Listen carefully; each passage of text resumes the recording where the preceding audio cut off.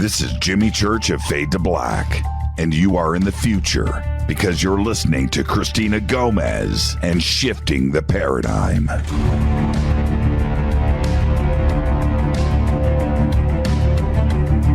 Howdy, folks. This is Lou Elizondo, and you are listening to my very good friend Cristina Gomez on Shifting the Paradigm.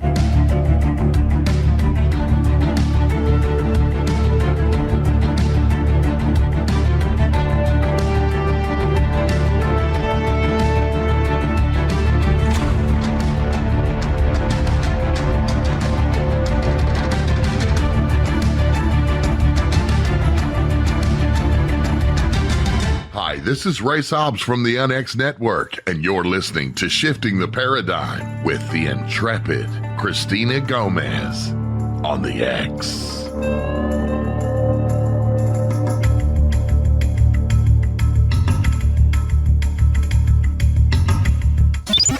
You're listening to the UNX Network, KUNX DB, Kansas City, Missouri. Welcome to Shifting the Paradigm. I'm Cristina Gomez on the Paradigm Shifts channel and on the X, the new mainstream at KUNX Digital Broadcasting Talk Radio. Are you ready for this? Because we're about to embark on an hour and a half of UFO shenanigans and paranormal adventures. Right here is where we look and think outside the proverbial box. We jump down those rabbit holes where you get a red Tic Tac instead of a red pill. First off, make sure you subscribe and share these shows on social media to those who you think are having their minds and eyes open to the reality of the UFO mystery. All of these shows are great primers, and in the push for more clarity, transparency, and disclosure, the more voices demanding answers, the better.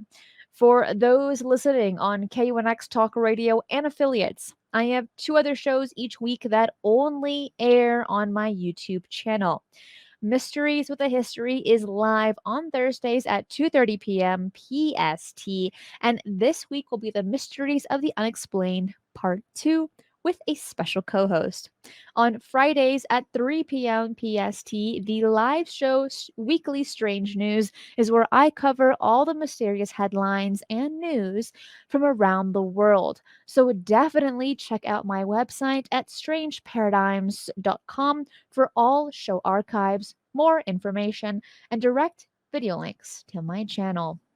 Quick news. According to reports, the culprit, 36-year-old Calvin Bautista, was arraigned earlier this week and is facing federal charges after officers apprehended him in upstate New York back in 2018.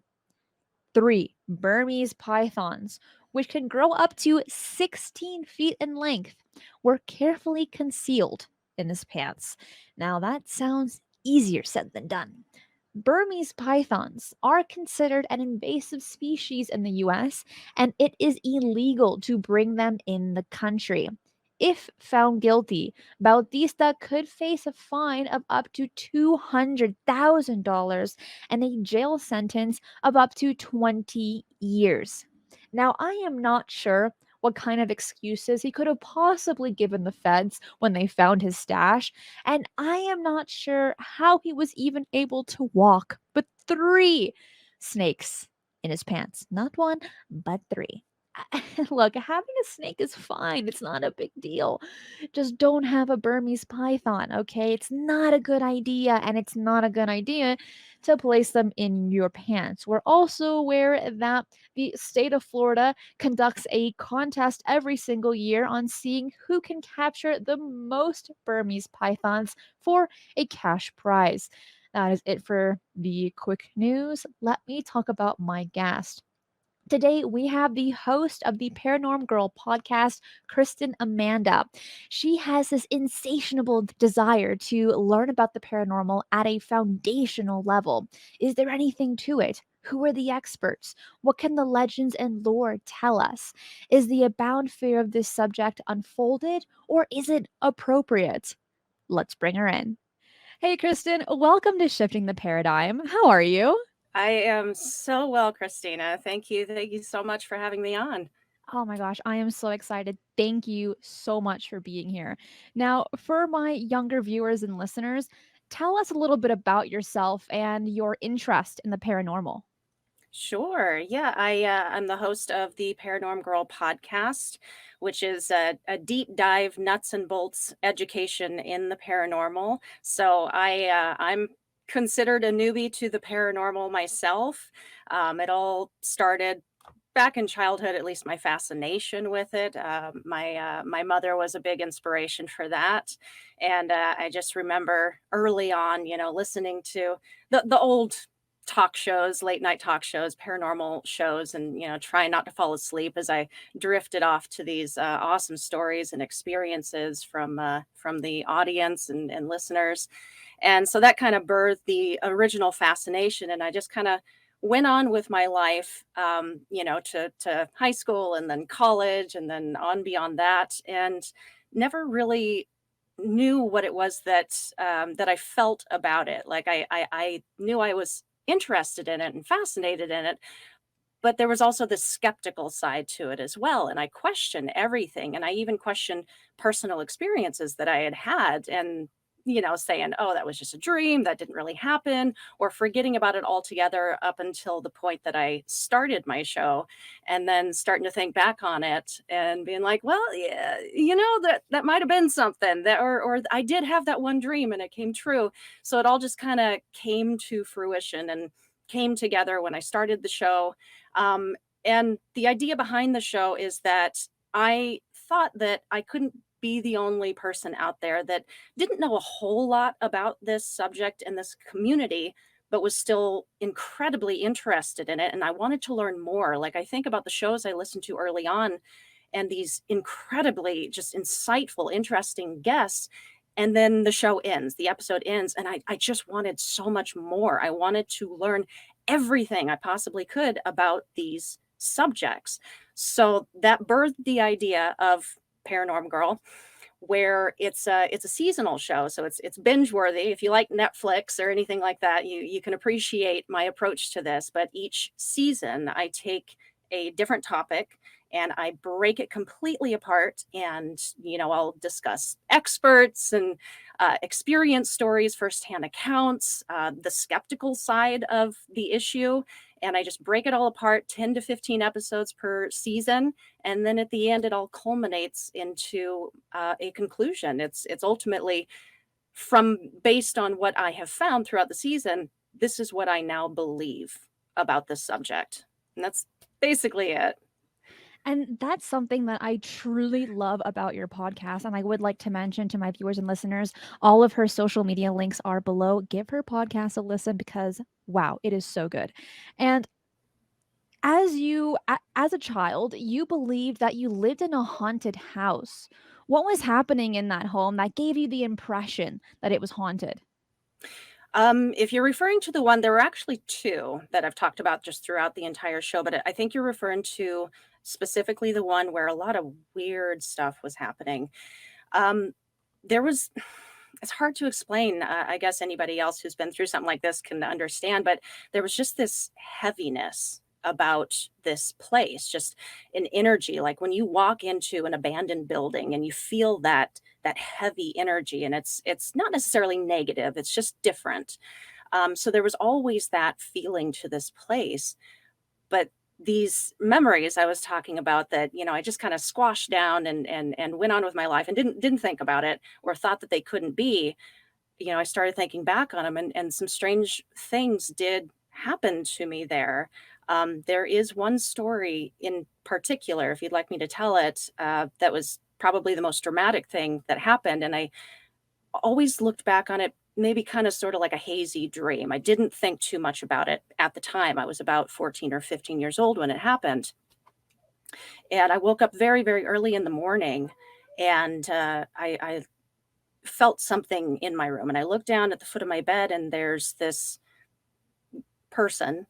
And I thought I recognized her. I was like, oh, this is my friend from school. And I was like, it was so strange that she was there. I was like, what are you doing here?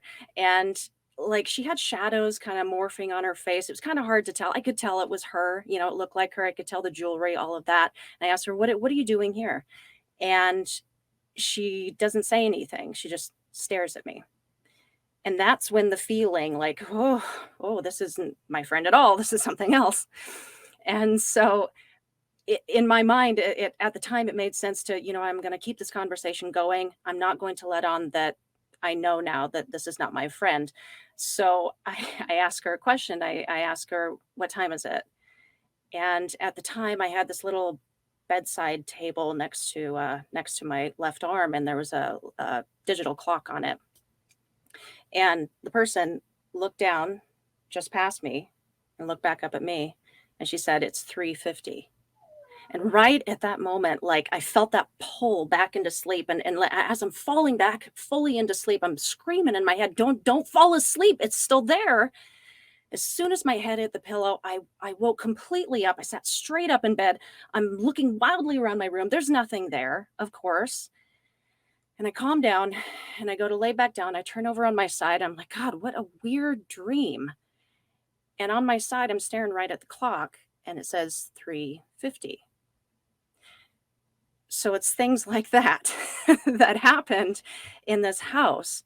Additionally, I did see like shadowy creatures, I guess you could call it, things just kind of scuttling along walls. I a lot of things happened in the middle of the night, like that witching hour, I think is what they call it. A lot of things happened at that time. Like it sounds so weird, but I once had a full on conversation with my dogs who were laying on the ground, like, and they were talking to me, like just weird, almost hallucinatory things. And that's what a lot of people think that they are is hallucinations, those things that you see when you're just falling asleep or just waking up. But these were different. There was something to them. So the whole thing, we only lived there for maybe a couple of years, but the entire time there was just this constant feeling of something. And when you moved from that house, did these interactions with these shadow people stop? Yeah, I've always classified at least that one experience as a shadow person, just because of the way that the shadows were moving on it, even though I could see parts of it. But as far as like the shadowy creatures that I would see or the movements out of the corner of my eye, it was very few and far between. I don't want to give the impression that it was a constant thing that I saw these things, but every now and then I would catch a glimpse of this after moving from this home. I would catch a glimpse of these things, or I would see quick movement and just, shake it off. Oh, that wasn't anything. But yeah, it did continue on for quite a few years. And while on the topic of shadow people, that was your very first series on your podcast.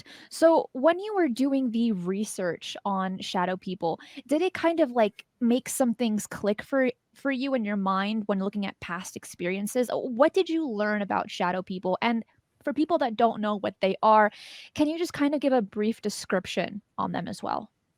Yeah. So shadow people, seeing shadow figures, even shadow creatures, shadow animals, it's quite common, actually. A lot of people see these things, oftentimes at nighttime, oftentimes just a quick movement out of the corner of their eye, and they're not sure what they saw, but they saw movement, and that's key. That's an important thing to remember about that.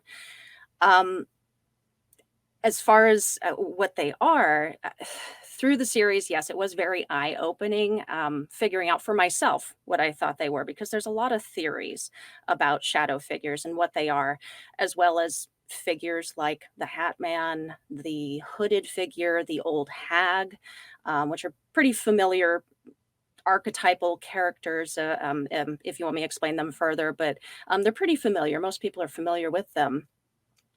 But yeah, throughout the season, I did go through a bunch of different theories as far as what people say about them. Some people say they're time travelers. Some people say they are the visages of people who are astral projecting, and you're just seeing the outline, their silhouette.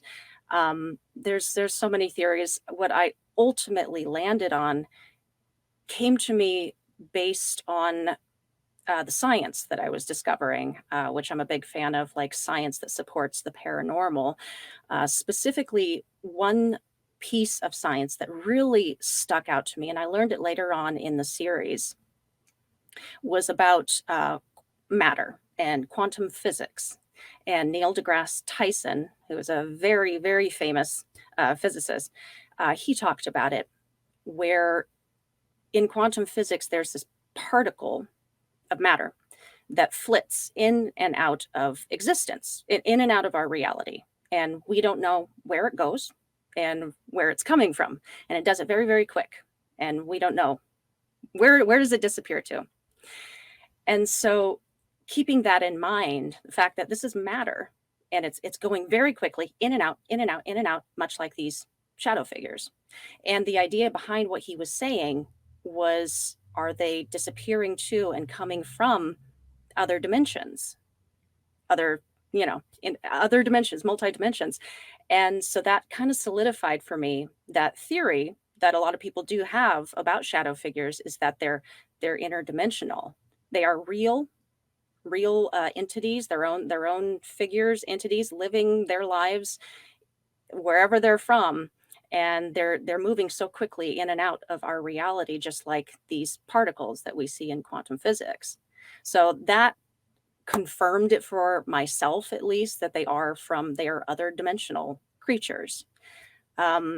As far as like the Hat Man and the old hag and the hooded figure, they didn't follow the same pattern that I found about shadow figures. So my conclusion about them were that they were something else entirely.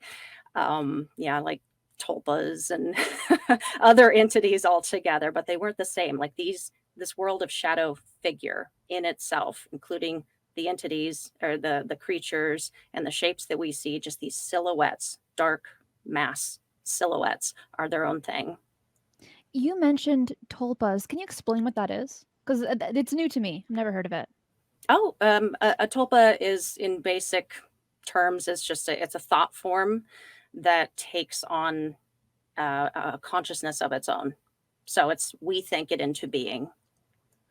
Oh, interesting. Yes. Okay. Yes. Now that makes a lot more sense.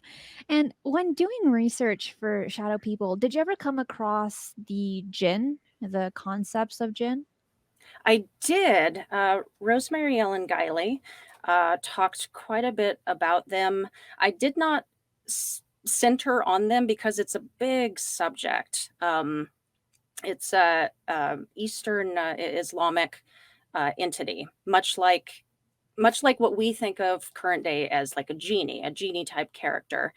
Some people call them demonic, who don't really understand or follow that religion or that thought process about them.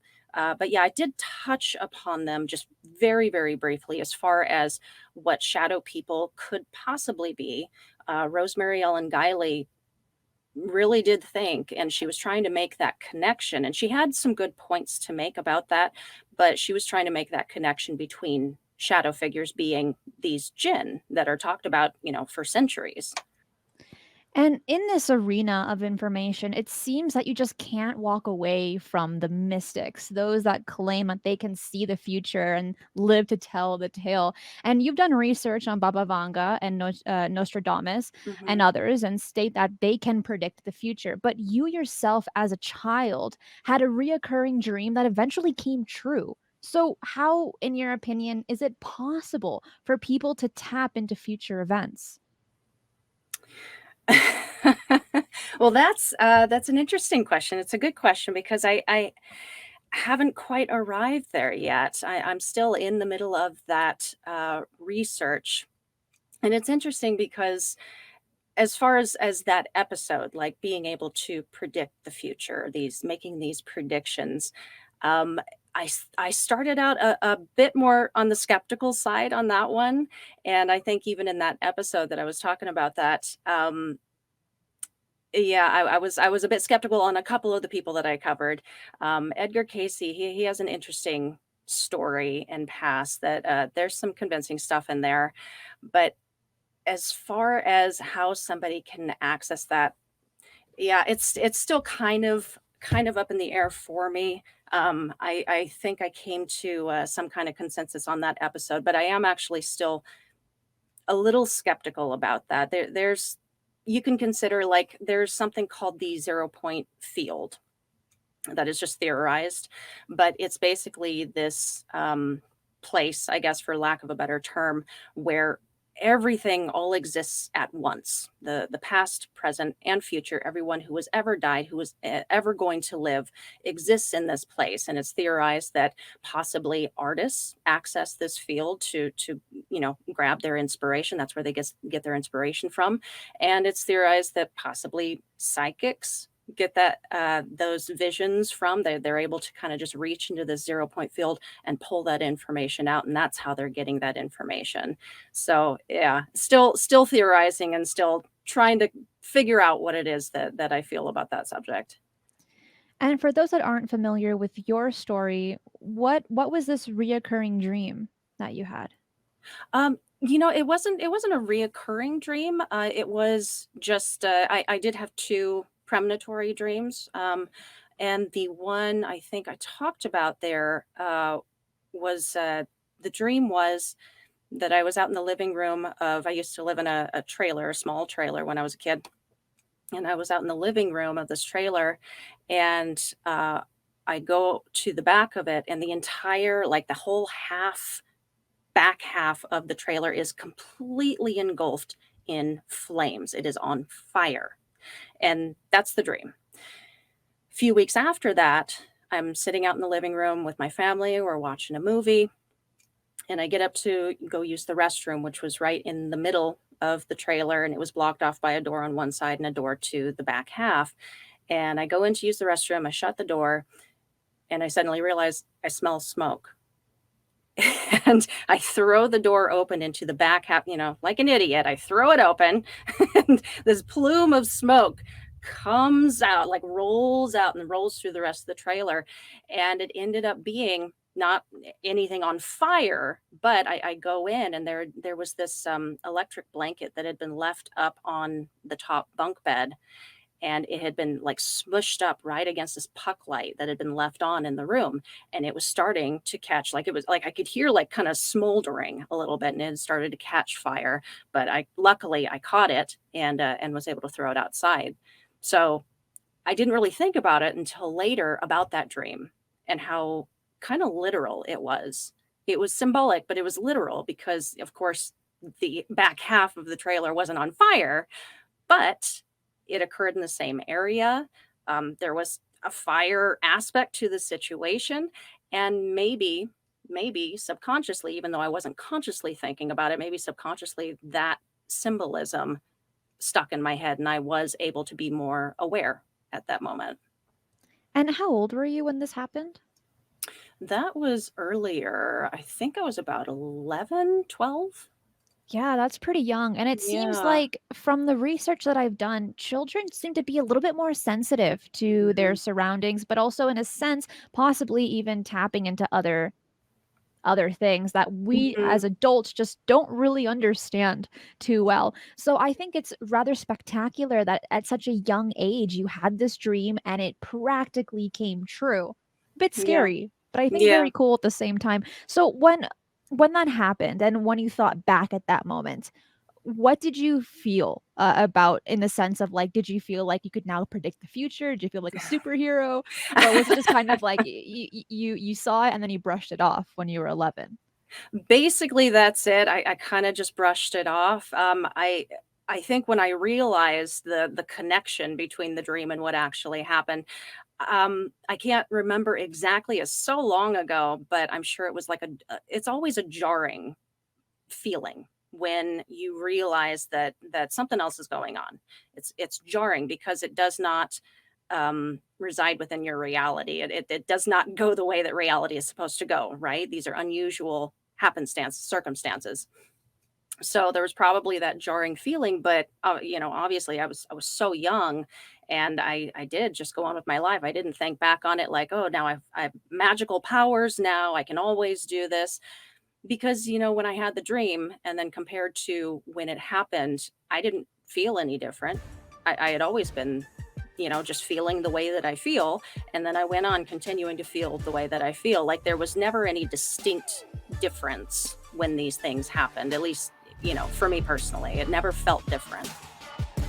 This is all so fascinating. And Kristen, I have so many more questions for you, but we are coming towards a break. Hang tight. We'll be right back. All right.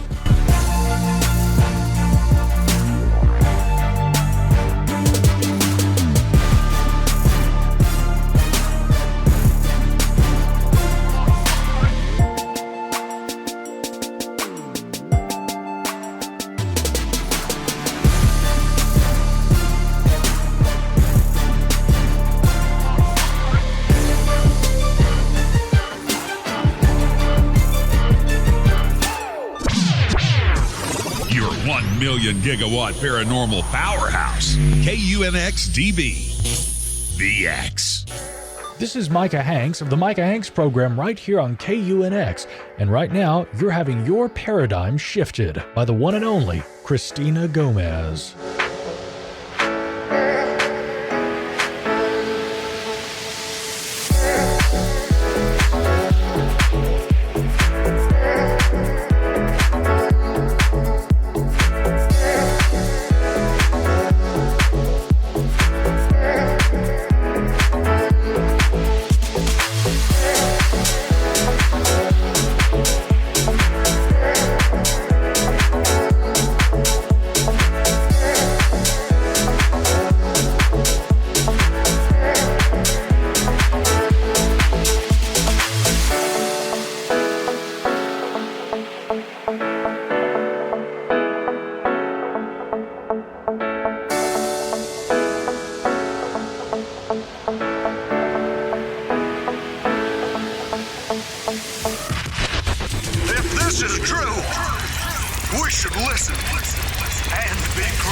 Your new source for alternative talk radio on the internet.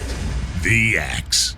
Howdy, folks. This is Lou Elizondo, and you are listening to my very good friend Cristina Gomez on Shifting the Paradigm.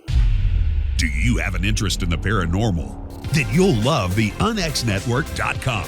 The X is your streaming audio and video for everything supernatural, strange, and mysterious, like UFOs, Bigfoot, ghosts, and so much more. From hosts like Jimmy Church, Whitley Strieber, Micah Hanks, and Cristina Gomez. Visit the unxnetwork.com show page for a complete list of all the paranormal programs you'll find on the X. Be sure to follow us on Twitter for updates at KUNXDB. Follow our Facebook group, UNX Network. Find the podcast on Spotify, iHeart, Audible, and Apple Podcast. It's time. It's new. It's the X. So, you love talk radio? Then you'll love TalkstreamLive.com. Talkstream Live is always on, 24/7 with the best streaming talk shows. Find your favorite talkers and discover some new ones. It's free, readily available online or on mobile with any smartphone or tablet. Finding your favorite talk shows all in one place has gotten a whole lot easier. Just go to TalkstreamLive.com. Be sure to download the free apps from Google Play or the iTunes App Store. Explaining The unexplained. the new unxnetwork.com. Hi. This is Race Hobbs, head of programming at the new UNX Network, and you're locked on Shifting the Paradigm with the intrepid Cristina Gomez on the X.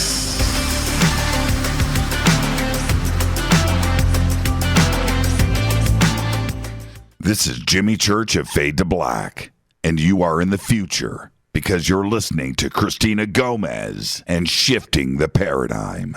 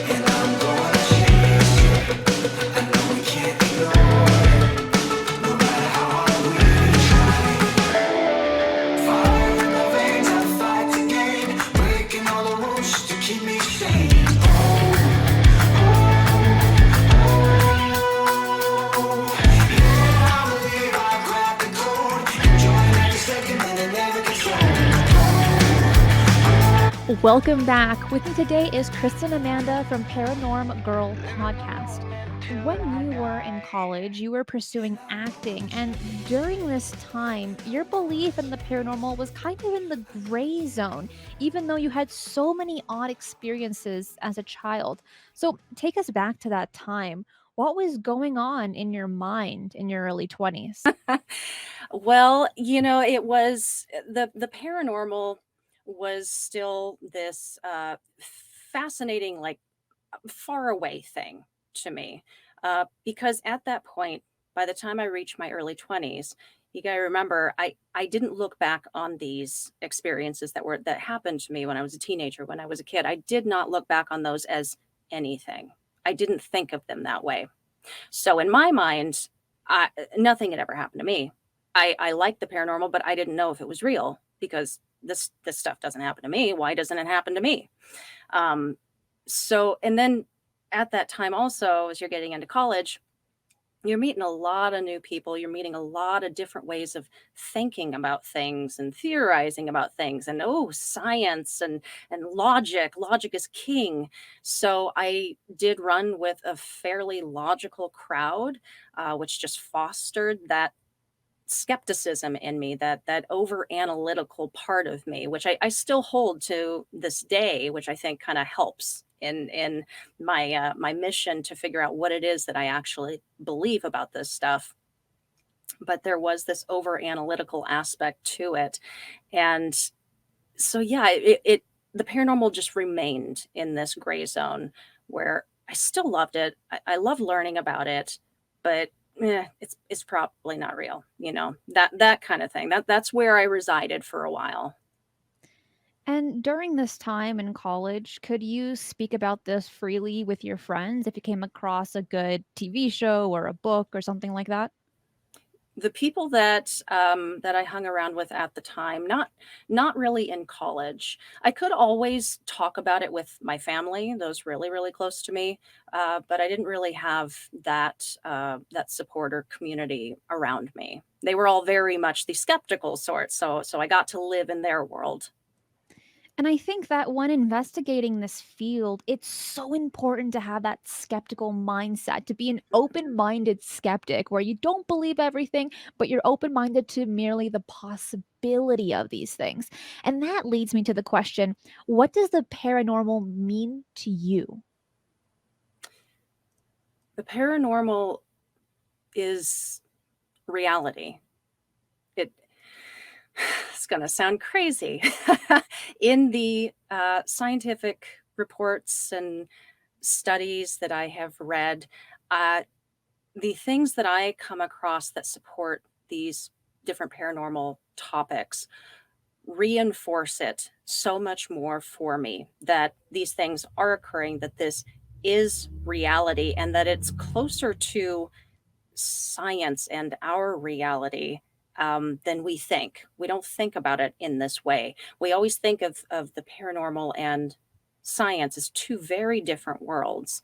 But the more that I come across and the more research that I do, it's almost like they're starting to, what's the circles that overlap each other, to a point where I think we're talking about the same thing. So if we are talking about the same thing, the paranormal is just as real as everything.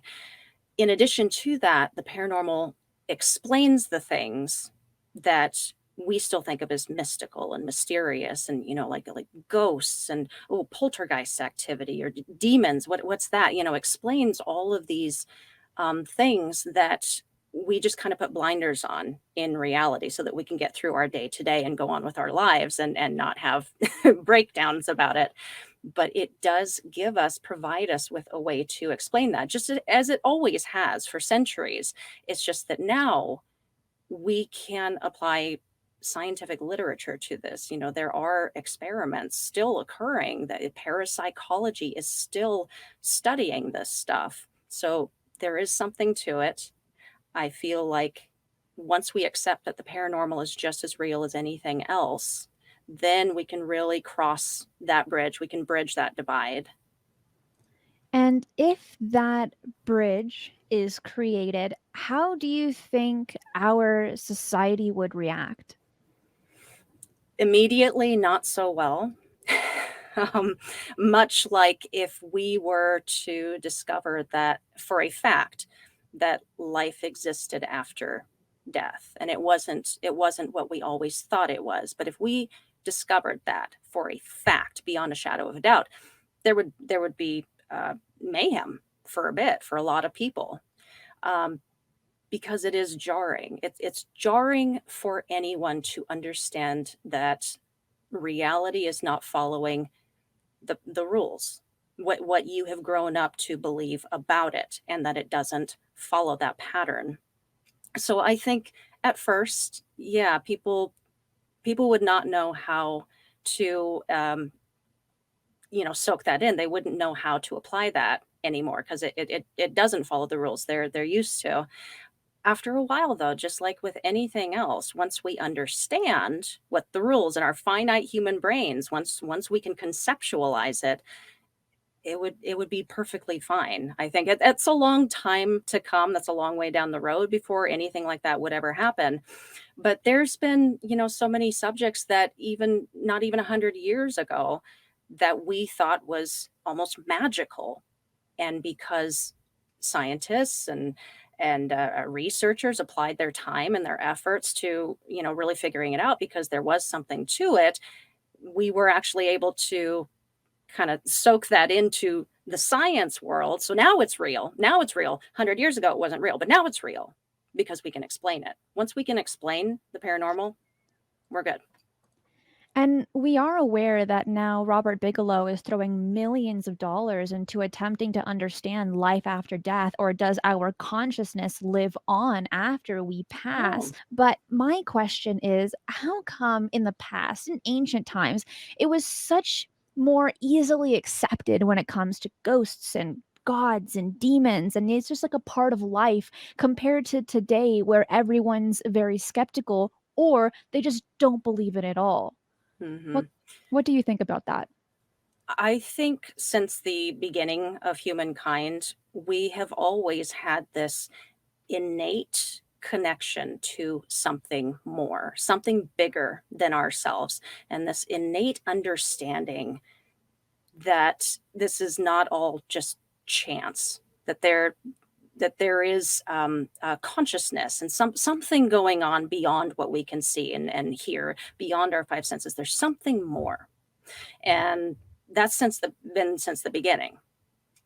In this day and age, we think we understand it because we understand these basic building blocks of our basic science. We understand how the physical world works, but we're talking physical world. So now that we understand the physical world, that kind of explains to a certain extent the world around us. And so since something finally makes sense, these mystical things, these gods, these angels, these sightings, UFOs, that doesn't fall into the parameters of that basic science that we now understand. So science became king because it was finally the thing that was irrefutable, that we all had to agree on, because it's fact. It's fact. Nobody can disregard that science is real. What science says is real. And I'm a big fan of science. I love learning about this stuff. But yeah, so in this day and age, science is still king, logic is still king, and there's definitely something very important to be said about that, and very important, like you said, about being skeptical and taking the time to really understand that side of it and all sides of it. But yeah, and that being said, though, there are still large amounts of people who they can appreciate the parameters of science, that the basic building blocks, the basic understanding of how everything functions. They can appreciate all of that and know it to be true. But they can also appreciate this other side that we just don't know how to explain yet. They still think it's there. And I think that is so important. And I think that kind of started where you have the I don't know with the I know around the 19th century with the spiritualist movement. Now, in one episode on your podcast, The Paranormal Girl, you go into detail on the Fox sisters. So who are they and what is their significance to the paranormal field? Well, the Fox sisters were a very important aspect to the spiritualism movement because they started it. Basically, there was still spiritualism occurring before the Fox sisters came along, but they really gave birth to it with their initial origin story, which is it's a very well-known origin story. But basically, back in the mid 1800s, when Katie and Maggie Fox were children, the story goes that they were hearing knocks and raps on their walls and floors and doors, and their mother was actually, she was a believer in spiritualism and those types of subjects. So she was full on, believing in this and thinking that there was something going on. And they even called a neighbor over to like listen, and the neighbor was skeptical at first, but then when she heard, like, they would ask it questions and it would respond with these knocks intelligently. And so the neighbor lady took it and ran with her husband, and they brought a bunch of neighborhood people in, and then the whole village, and then the neighboring city, and on and on and on across the country. It expanded very, very, very quickly based on this one origin tale of these two Fox sisters. So the older Fox sister, who was much older, she was over 2 decades older, she heard about this, took the girls, with her to Rochester, and was on the sly, was learning how they were doing it, because the girls were creating these noises. It wasn't, as far as I have come to understand, it wasn't anything paranormal about it. It was a childhood prank. They were making the sounds. They were able to pop certain joints in their hands and in their feet, and create these very loud raps. But the older sister, again, as far as I understand it, she saw an opportunity to exploit this situation because so many people were so ready to believe in this, and mediumship was starting to go on the rise. And she was like, let's jump on this train. We're mediums now. And she learned how to do the popping sound too. So the three of them would go on. They toured and they gave lectures and all of this for like up to almost 40 years. Round about the end of that time, Maggie started to pull back away from it a little bit. Come to find out, according to her confession at the 40-year mark, she couldn't be a medium anymore because she didn't like lying to everybody. She didn't like this deception that they had done for 4 decades. She didn't like it, and she felt terrible about it. So she would ultimately confess, and this was in 1888, I believe was the year. She would confess. Her sister Katie would support that confession. She too would jump on that, same suit and everything. Yes, this was all a deception, all a lie. A year later, they would recant and say, no. Actually, we were made to do that confession. We're actually mediums. Believe us. Unfortunately, it was a little too late for them in the game. But at that point, by the late 1800s, mediumship and the rise of all this spiritualism and the phenomenon itself, the movement was in full swing. It took on a mind of its own, and it just carried on from there, with or without the Fox sisters. So they were going to be kind of left behind at that point. They would die a couple of years later after that confession anyway. But from that point on, we had really famous mediums. I'm blanking on the names right now, but really famous mediums. Anybody would know them. Then to the turn of that century and beyond, for 20, 30 years after that. And then at some point, because logic did start to come into it, major skeptics did start to come into it, like Harry Houdini. He was a major skeptic of the movement, and he would go out of his way to go to these people's shows and debunk them, like study them, debunk them, and he would know how to do it because he was a magician. So around this time that logic started to come in to the spiritualism movement, it shifted a little bit. The spiritualism, I don't like to use that word because it's not really called that anymore. It's more like the new age, metaphysical stuff. It's shifted and it's become what it is today, which is, in my opinion, it's vastly different than what was going on in the late 1800s. It's a little bit more like connected to something more than us, and all of us are connected. That kind of like that sense of community about it, where a lot of what I read and research about the late 1800s spiritualism, it was very much so like let's fake these phenomena. Let's exploit people. Let's get money out of people. It was a lot of greed going on, a lot of just hoaxing going on for whatever reason, but it was going on. So there was that almost like disconnect from what spiritualism should have been about. And I think that's rather unfortunate, especially when it comes to the Mhm. Fox sisters. They allowed mediumship and seances to blossom, creating its Yeah. own monster, but then realizing that they were actually hoaxers. And then they muddied the water for everyone else that believed that they are the real thing. Now, Yeah. you simply cannot talk about the Fox sisters without getting into ectoplasm. So Kristen, what is ectoplasm, and is ectoplasm still documented today? Ectoplasm was thought to be the like a physical manifestation of spiritual energy, but it was necessary to have a medium's body, to give it life, to be able to manifest it out of their body, out of various orifices, out of their nose and eyes and ears. And there's so many pictures of this ectoplasm that had been taken at that time, which are just silly to us now. But people really believed this to be just another aspect of this entire phenomenon. People so desperately wanted to believe that they were able to communicate somehow through a medium with their deceased relatives. So they were willing to believe it. It's not so popular today because it was widely debunked. And there's different variations of it today, like the ectoplasm you learn about in like Ghostbusters is not it's something different. It's like a ooze. It is paranormal in a sense, but it's not what they were talking about. It's not what the original ectoplasm was. As far as what they were doing back in the late 1800s and early 1900s with their ectoplasm performances, and today, there's not a lot happening today, but there is, to my recollection, there is specifically one medium that I know of that does still put on these performances, and people still flock to these shows. I think he's over in Australia right now, and they go to these shows and they do believe it to be real.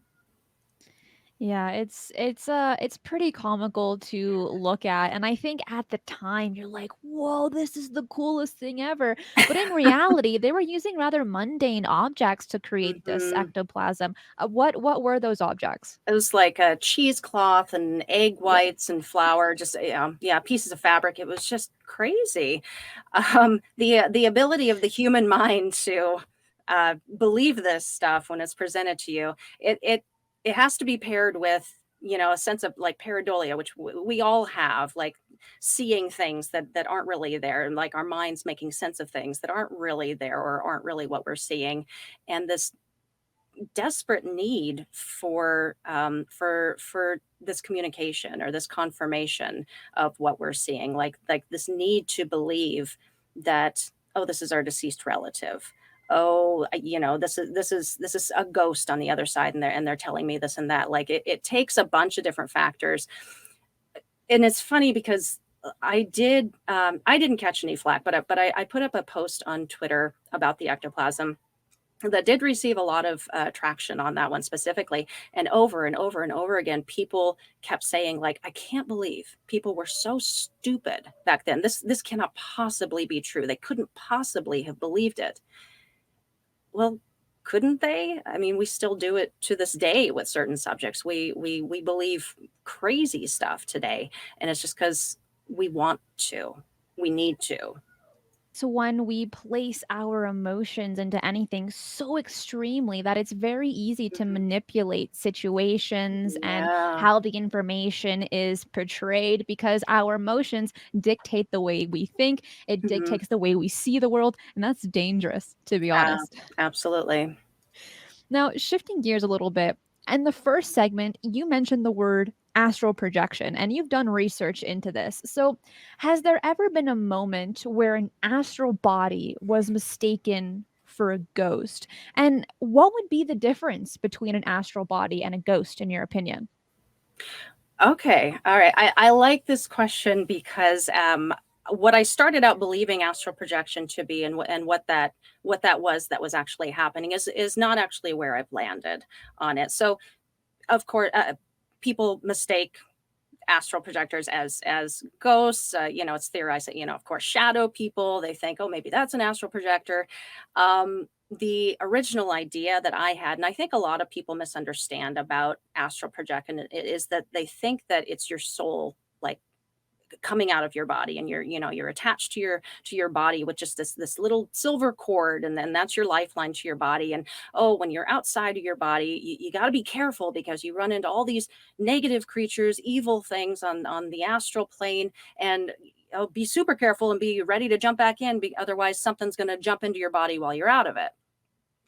So I got to speak with Vince Field, who's an author and I would call him a master astral projector. He's been doing it for a very, very long time, since he was 14 years old, actually. And he's kind of mastered the craft of being able to do it. And he's done it so many times, and he's had so many experiences, that from what I understood, what I took from our conversation together, was that your soul is not leaving your body at all. It's an aspect of your consciousness, kind of in the same way that we could think of like remote viewing almost. It's not you that's leaving your body, but it is that spiritual, subtler side of your consciousness that can exist outside of your physical form in this astral body. So even Vince would describe it like, you can look down and you can see your hands and your body. You get a sense of a body, but it is just your consciousness kind of creating that for you. So I think that's an interesting, like, key distinction to make about astral projection in itself, just because I know that there's a lot of fear that people place on that, like, oh, your soul's out of it, so it's up for grabs, and that's just not really the case, not what I have arrived at. So then, have you come across any stories where people have, like physical people have interacted with an astral body of any chance? Or like, are they able to manipulate items in this physical plane? So no, because from what I understand, it's not actually, when you're astral projecting, it's not happening on the physical plane. So you can't just like, hey, I'm going to go into the other room and I'm going to read the note that you left for me, and I'll be right back and I'll tell you what it said. It's not really like that. Where you're astral projecting, you go onto this other plane. The astral plane is the first place that you land. Generally, people land there first. And it's very, very similar to the physical plane. You've got a lot of the same objects around you, street signs, all the same. Usually it's very dark, like it's almost nighttime. And then there's this kind of heaviness to it. And how it's been explained to me is that's the first stage that you get to, but it is not the physical plane. And at no time when you astral project will you be existing on the physical plane. So you can't actually manipulate any of those things around you and then come back to your body and it's different now. That doesn't really happen. As far as encountering, when you are astral projecting yourself, you can encounter other folks who are astral projecting themselves, but you got to remember it's not their physical selves. It's that also that spiritual conscious aspect of them that is outside of their body. Sometimes they know that they are astral projecting. Sometimes people don't realize they are, and they think they're in a dream. You can also encounter various entities, as has been explained to me by Vince. He encountered angels and shadow figures and aliens and all sorts of things that you wouldn't think could exist all in this one place. And then your question, has anybody tell a story of somebody who's encountered somebody astral projecting? Do you mean like somebody in the physical encountering somebody who's astral projecting? Yes. Okay. Yeah, I can't remember a specific story right now of any people encountering an astral projecting person, but there was this funny story about a person seeing a cat. So there's this theory that cats naturally astral project, which would make sense. They nap a lot. They are asleep most of the time. But this person experienced the astral like projection of a cat in their world. And I don't know how that makes sense because of what I just said and what I believe about not being able to manipulate your physical world. But this was what the person's story was, where they could see kind of like a shimmering, almost like glitching of the space and in the shape of their cat. And they look across the room and their cat is sleeping. So that could very well have been the case. I think if I were to see something like that, I'd be fangirling. I love cats with like all of my heart. So I'd be like, oh my gosh. I left mine out on the other side of the door so they wouldn't jump up. But well, Kristen, we are coming towards another break. We'll be right back.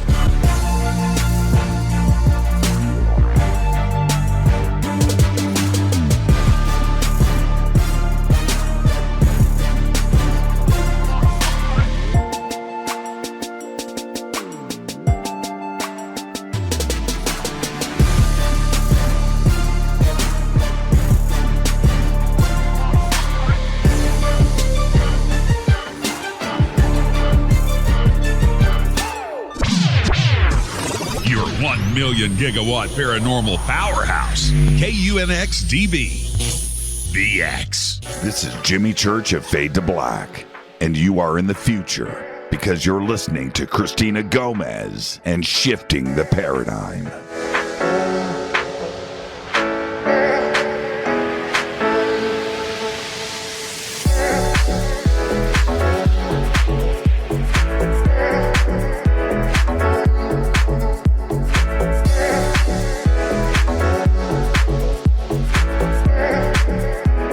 I want to thank all of you for listening to The X. But did you know you can watch live streaming video and catch your favorite video casts on the UNX Network YouTube channel? Wow, you mean I can watch the X shows anytime? That's right. Watch any show, anytime, even binge watch your favorite programs. Which shows are on the UNX Network YouTube channel? You can watch Most Haunted with Dan Terry, Entity Voices, Paranormal Evidence, Paranormally Blonde, and Unexplained Phenomena Australia, and many more. Also, be sure and catch live coverage of special events and special broadcasts from the UNX Network. That's great. I'm going to subscribe to the UNX Network channel right now. Awesome. You can find everything you need to know about the YouTube channel at unxnetwork.com. That's unxnetwork.com. It's your one-stop shop for everything unexplained. It's the new mainstream. It's the UNX Network.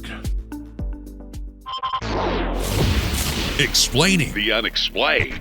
the new unxnetwork.com. Are you ready to read about true paranormal events? UNX Media publishes nonfiction books about UFOs, ghosts and haunted places, time anomalies, cryptid creatures, and more. Just like KUNX DB Radio, it's all about unexplained phenomena. Visit www.unxmedia.com to see our list of great book titles by Debbie Ziegelmeyer, Gene Walker, Devin Listrom, Wayne Lawrence, Bill Spicer, and yours truly, Margie Kay. That's unxmedia.com.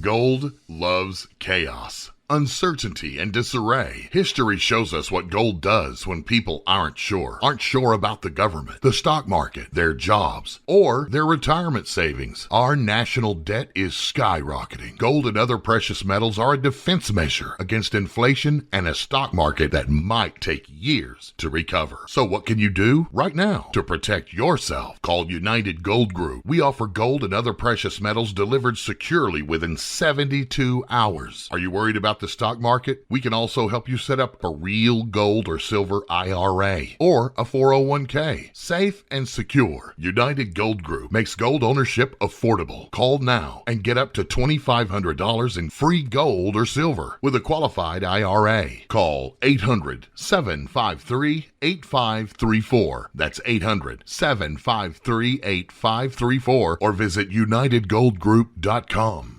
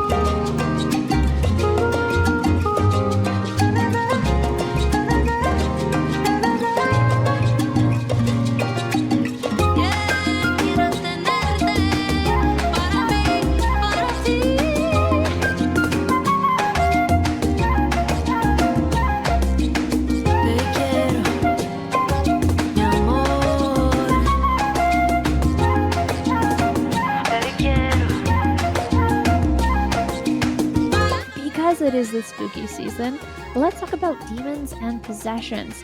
From the research that I've done on exorcisms, they are not as easy as people think they are to conduct, nor are there a lot of people that are eligible to even properly do them.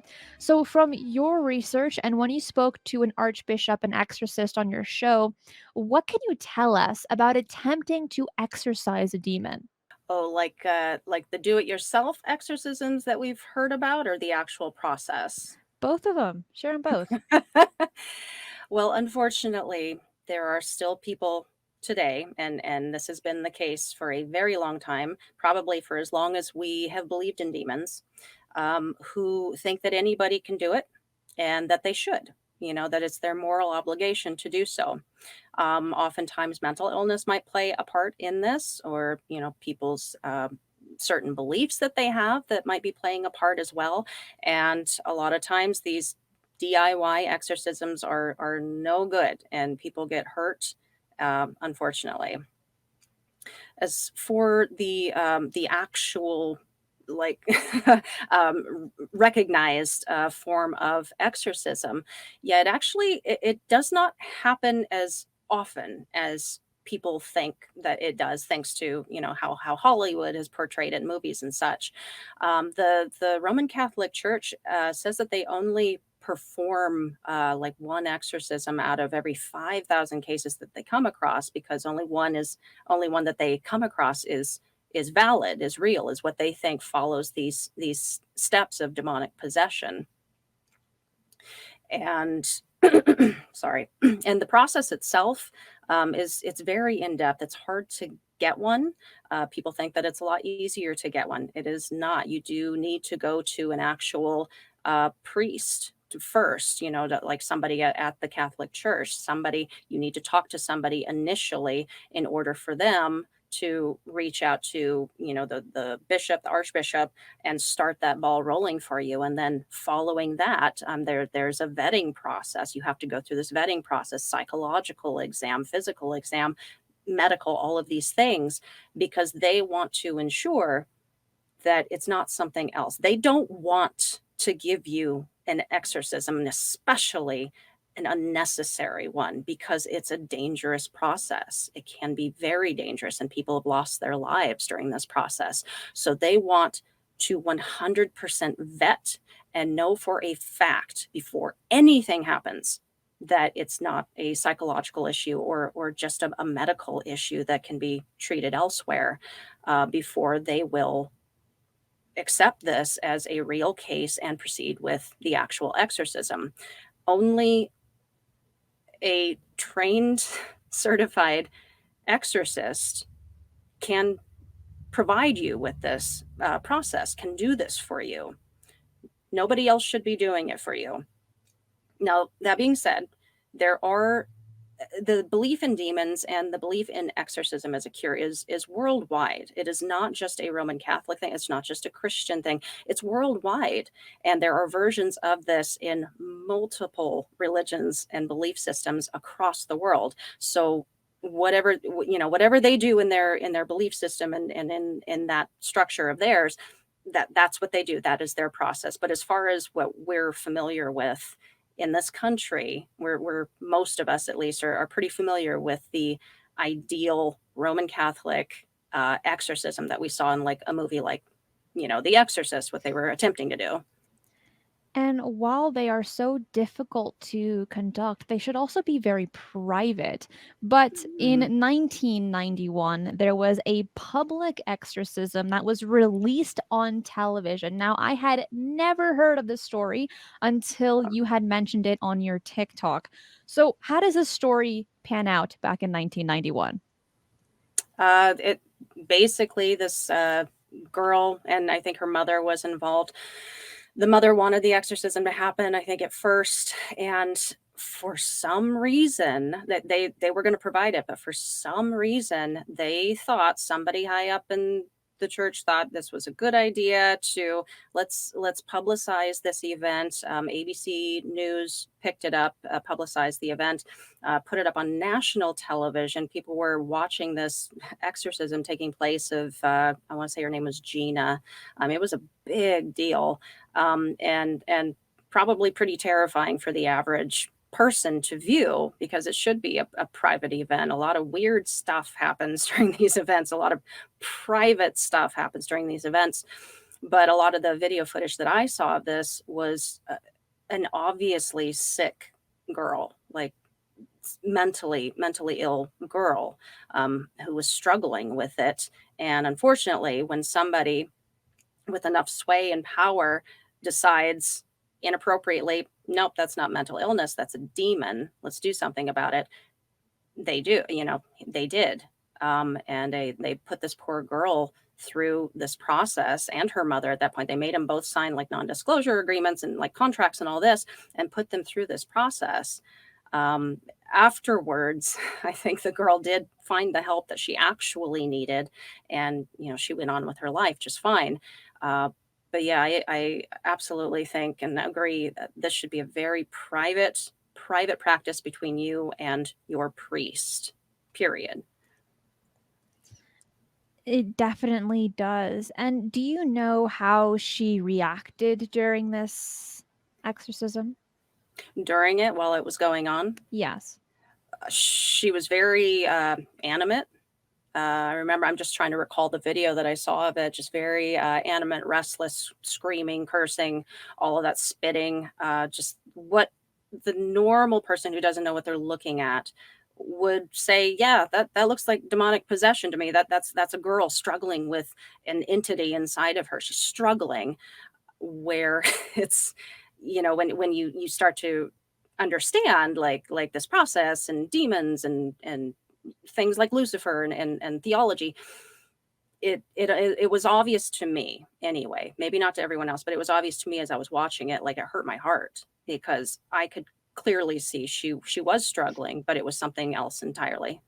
And it's so unfortunate that in the past that so many mental illnesses were blamed on demonic possessions, even seizures back in ancient times, or like having a seizure, it's demons. Yeah. And it's very dangerous for them, but when they had something that they can't really control, and then they're being exercised in sometimes very brutal ways. Yeah, there was a really unfortunate story, and I won't name names or anything about it, but it had to do with a young child, who his mother thought he needed an exorcism. She started going to this church, started taking him, and they started doing exorcisms on him, started this process on him, and it was subtle at first, but it got violent and harsh very, very quickly.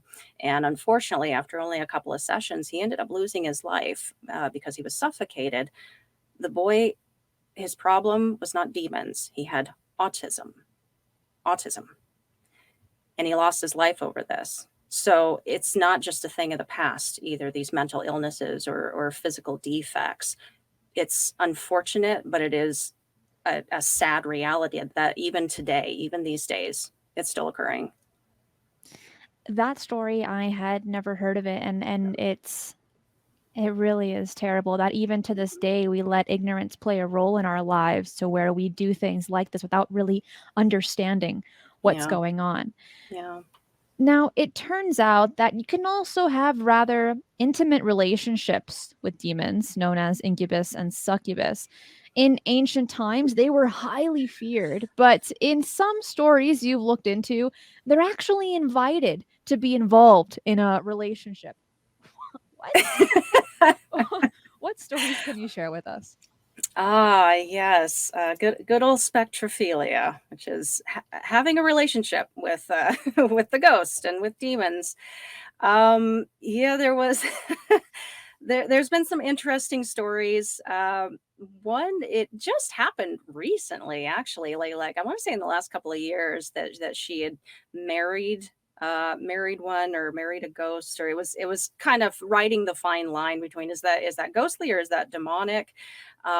One story is about this guy. He actually offered a course for a little bit on how to snag your very own succubus for yourself in a relationship.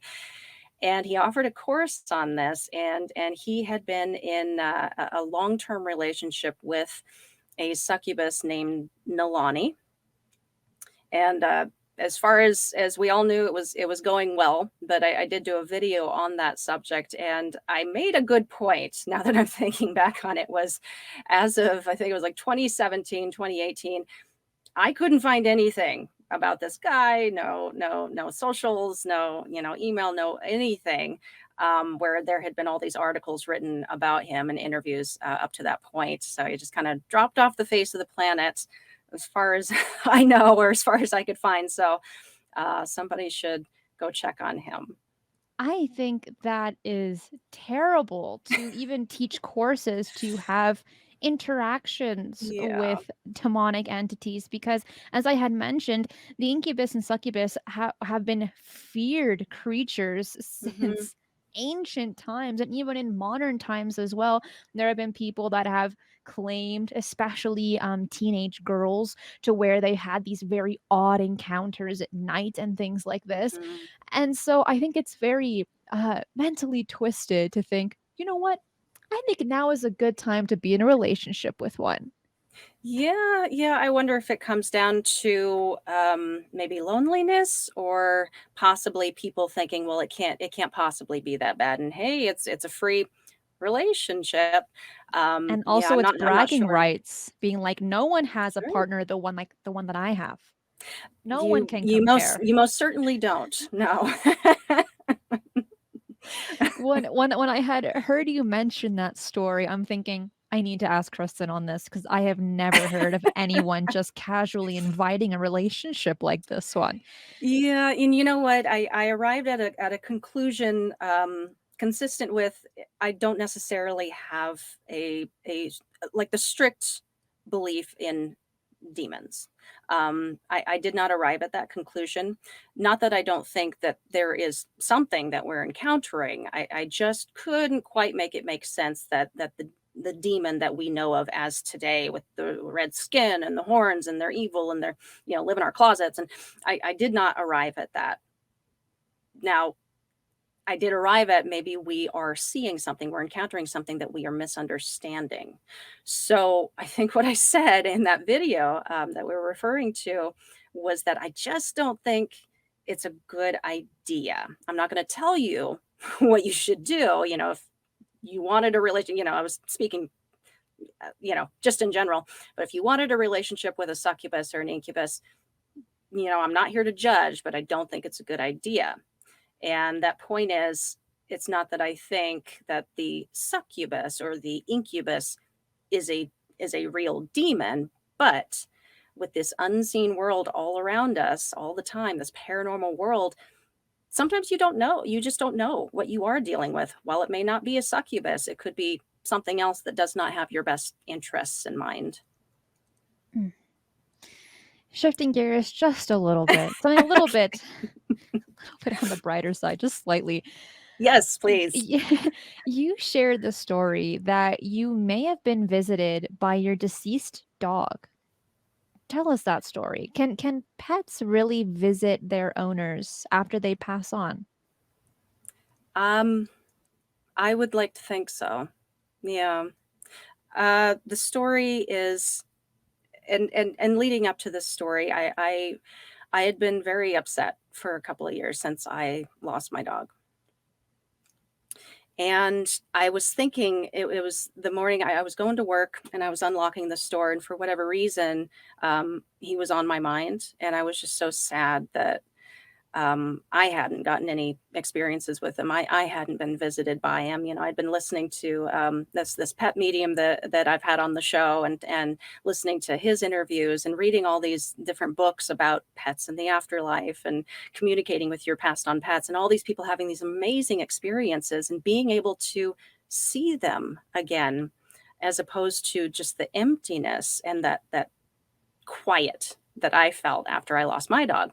So that morning, I was thinking about him. I was like really sad, and I was going about opening up the store, and I went to unlock the back door on the building, and it opens up into this like courtyard area. And I'm very familiar with this courtyard area, especially this area right by the door, because I always sit there on my lunch. And I opened the door, and I looked down to my sitting spot, and there was this tennis ball just sitting right exactly where I sit. And it's hard to explain. And people who go through something like this, I think you have to be connected to it on an energetic level. It was just a knowing. This was from my dog. It was a sign. It was one of those signs that they were talking about. And so I picked it up and I took it with me. I was like, that was so cool. And I go back into the store, and I don't think I told this in the story just because, time limits and all of that. But I was walking through the aisles, and I looked down the aisle, and there was a package laying in the middle of the aisle. And I go look down at it. It's a package of doggy diapers. And it struck me again, that feeling. This is from my dog, because at the end of my dog's time with us, he had to wear doggy diapers because, a lot of dogs at the end of their time do, unfortunately. And I was like, that's another sign. That's crazy, 2 in a row. And so I go about my day, and come lunchtime, I head out to my regular spot where I just grabbed the ball that morning. I'm like, okay, boss, I'm on lunch. See ya. And I go out the back door, swing the door open just like before. And I looked down at my sitting spot, and there was this little children's toy sitting in that spot. And it was like a bright red fish tail. Like you couldn't miss it. It was so bright. And I stared at it for a second. I was like, oh, that's so weird. But I got that feeling again, like this is something else. This means something. And I pick it up, and I'm looking around, and sometimes with these signs and symbols, you gotta be a little bit imaginative with it. You have to figure out what is it that the communication is. What are they trying to say? So I'm like, okay, it's a children's toy. It's red. It looks like a fish. Fish are stinky. And then it dawned on me right then, my dog's nickname for his entire life was Stinky. So that was my third sign from my dog just that morning. It all happened in the span of about 4 hours. Nothing else happened after that. Nothing happened before that, but that span of 4 hours. And I was just thinking about him. And then he was able to get these signs through to me. And it was a very, very special morning. Anyway, it wasn't just one moment, but it's a very special occurrence. And I still have them up on my bookshelf up there. But yeah, I kept those things. And was this occurrence, did it only happen in one day, or was this a repeating theme? No, this particular thing, this was just the one day. There have been other moments that I thought maybe I sensed him close by. I've since that day, I haven't seen anything. I haven't gotten any signs so literal as a tennis ball, his favorite toy, or this children's toy that meant stinky. I've never gotten anything so literal like that. But I have had moments where I'm thinking about him, and then it's almost like the energy shifts around me. And I think he's there. So then, in your opinion, do you think that pets move on, like their soul has some type of like doggy heaven, like in the movie? Or what do you think happens to them after they pass? How is your dog in particular able to interact with you in almost a ghostly form? What I think is that they go to exactly where we go, because after all of this, we are all the same stuff. We are all just energy. And being in an energetic form, if you want to call it a spirit, you have the freedom of the universe. There are no confines anymore. You are not in a physical form. You do not abide by physical rules. You can go anywhere you want. You can do whatever you want. As far as being able to manipulate the physical world or objects in the physical world, leave us coins, have a certain song playing on the radio, they are energy.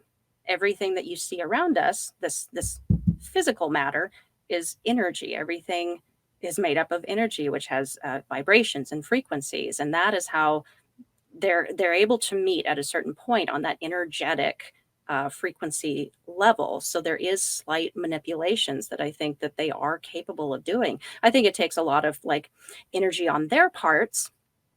And there are theories as far as like what gives a spirit or a ghost that amount of energy to be able to manifest, to be able to apport something, move something.